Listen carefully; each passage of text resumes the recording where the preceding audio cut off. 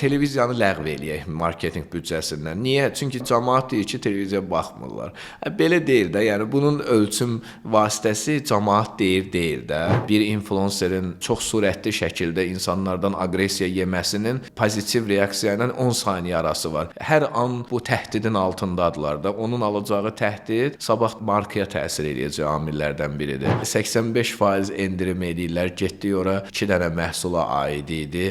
Qalan 98% məhsulda endirim yox idi. Zaten müştəri bir də ora qayıtmayacaq. Azərbaycanda hal-hazırda istehlakçının da, sahibkarın da əsas arxasınca qaçdığı şey bu günü qurtarmaqdır. Bu günü qurtarmaq havasında qaçan sahibkar heç vaxt markanı əlində saxlaya bilmir. Heç vaxt marketinq mütəxəssisi gedin oradan filan kəsi çağırın havasında bir adam olmamalıdır. Marketinq mütəxəssisi idarə heyətinin görüşdüyü görüşlərdə, təşkil elədiyi iclaslarda dəvətli iştirak eləməlidir. Ölkə iqtisadiyyatı hazır deyil ki, biz çox rahatlıqla oturaq, məsələn 3 illik, 5 illik bir marketinq siyasətinə dözək, satışlar biraz ortalarda olsun. Əsas odur ki, 6 il sonra, 5 il sonra, 4 il sonra bizim ortaya bir yaxşı markamız çıxacaq və həmən markanı biz dayanıqlı sata biləcəyik.